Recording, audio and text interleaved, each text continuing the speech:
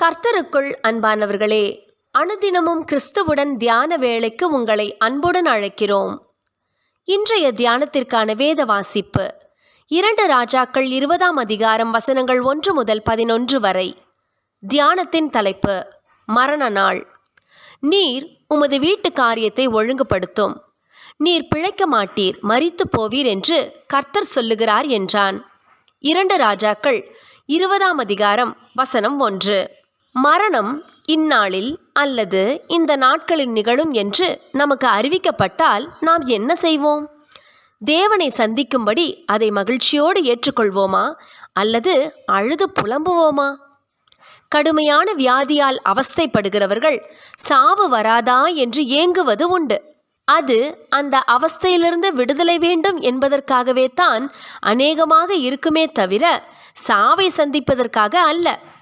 எனினும் மரண விளிம்பில் தேவனை சந்திக்கும் மகிழ்ச்சியுடன் ஜீவன் பெறுகிறவர்களும் இருக்கத்தான் செய்கிறார்கள். கர்த்தருடைய பெரிதான கிருபையால் பல வெற்றிகளை கண்ட எசேக்கியாவுக்கு வியாதி வந்தது. மாத்திரமல்ல, அது மரணத்துக்கு ஏதுவாயிருந்தது. சில நேரங்களில் வைத்தியர்கள் கைவிட்ட நிலை சிலருக்கு இன்றும் ஏற்படுவது உண்டல்லவா? இங்கே ஏசாயா தீர்க்கன் எசேக்கியாவிடத்தில் வந்து அவருடைய மரணம் நெருங்கிவிட்டது என்றும் வீட்டு காரியங்களை ஒழுங்கு செய்யும்படிக்கு கர்த்தர் அறிவிப்பதாக கூறினார். கர்த்தர் கூறினால் கூறியதுதான். அப்பொழுது எசேக்கியா தன் முகத்தை சுவர்புறமாக திருப்பிக் கொண்டு கர்த்தரை நோக்கி, எசேக்கியாவை குறித்த இக்குறிப்பை நாம் யாவரும் அறிவோம்.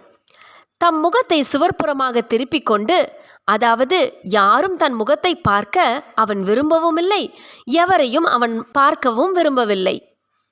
எசேக்கியா கர்த்தரை நோக்கி இரக்கத்திற்காக மன்றாடிய போது கர்த்தரும் இறங்கி உன் கண்ணீரை கண்டேன் என்கிறார். அவனுடைய நாட்களோடே 15 வருஷங்களை கூட்டுவேன் என்கிறார். இதற்கு அடையாளமாக 3ஆம் நாளிலே ஆலயத்திற்கு போவாய் என்கிறார். எசேக்கியாவும் அடையாளம் கேட்டான். அதுவும் உறுதிப்படுத்தப்பட்டது. ஆனால் பின்னர் நடந்தவற்றை பார்க்கும்போது கர்த்தர் அனுமதித்த மரண நாளை ஏற்றால் நலமா என்று எண்ண தோன்றுகிறது. யூதாவின் வரலாற்றிலே ஏறத்தாழ 100 ஆண்டுகளில் கிமு 732 முதல் 640 வரை எசேக்கியா ராஜாதான் கர்த்தருக்கு உண்மையாயிருந்தான். அவனுடைய உண்மைத்துவம் மாற்றங்களை கொண்டு வந்தது. கர்த்தரும் அதை மதித்து அவனது விண்ணப்பத்தை கேட்டு சுகம் கொடுத்து ஆயுசு நாட்களையும் கூட்டிக் கொடுத்தார். ஆனால் இந்த உண்மைத்துவம் இறுதி வரைக்கும் இருக்க வேண்டும். விசுவாசத்துடன் கூடிய ஜெபம் வல்லமை மிக்கது. ஆனால் அந்த விசுவாசம் உண்மைத்துவத்துடன் கூடி இருக்க வேண்டும். கர்த்தர் நமக்கு செய்த எதனையும் நாம் மறக்கக்கூடாது. பாவிகளாய் துரோகிகளாய் இருந்த நம்மை அவர் தூக்கி எடுத்தாரே, இதை மறக்கிறவன் நிச்சயம் தவறி போவான். எசேக்கியா எங்கே தவறினான்? ஜெபம் செய்வோமா?